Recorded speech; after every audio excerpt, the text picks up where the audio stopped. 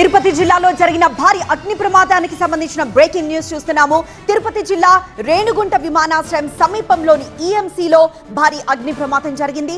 Industrial estate లోని Munot industries limited కంపెనీలో మంటలు ఎగిసిపడుతున్నాయి. బ్యాటరీ యూనిట్ లో తెల్లవారుజామున 4 గంటల సమయంలో ఈ అగ్ని ప్రమాదం జరిగింది. 4 గంటల 20 నిమిషాలకు ఫైర్ స్మోక్ అలారం మోగడంతో యాజమాన్యం అప్రమత్తమైంది.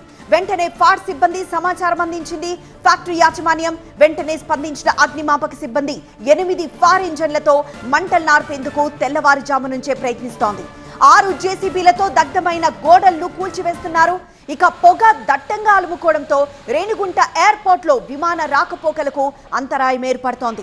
దట్టమైన పొగ అలుముకోవడంతో విమాన ప్రయాణికులు తీవ్ర ఇబ్బందులు పడుతున్నారు. పరిశ్రమలో నైట్ షిఫ్ట్ సిబ్బంది కేవలం 4 మాత్రమే ఉండడంతో పెను ప్రమాదం తప్పిందంటున్నారు అధికారులు.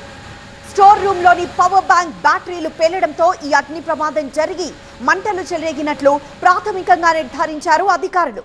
ఫ్యాక్టరీలోని ఫైర్ సేఫ్టీ స్ప్రింక్లర్లు పనిచేయకపోవడంతో మంటలు ఎగిసిపడ్డట్లు అనుమానిస్తున్నారు. కోట్లలో నష్టం జరిగినట్లు అంచనా వేస్తున్నారు. డే షిఫ్ట్ లో ఈ పరిశ్రమలో 120 మంది సిబ్బంది వరకు పనిచేస్తున్నట్లు అధికారులు చెప్పారు.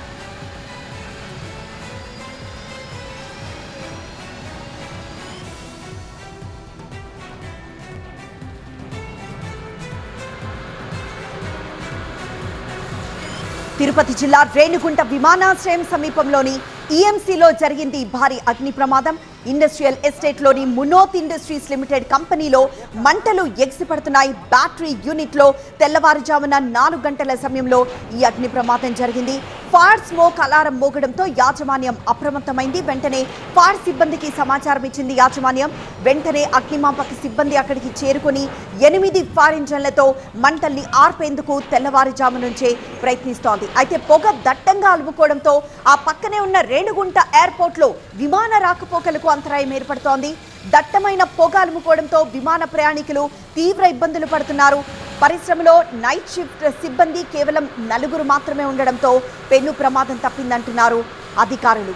అయితే ఫ్యాక్టరీలో ఫైర్ సేఫ్టీ స్ప్రింక్లర్లు పనిచేయకపోవడంతోనే మంటలు ఇంత ఎత్తున ఎగిసిపడ్డట్లు అనుమానిస్తున్నారు. ఇక కోట్లలో నష్టం జరిగినట్లు అంచనా వేస్తున్నారు.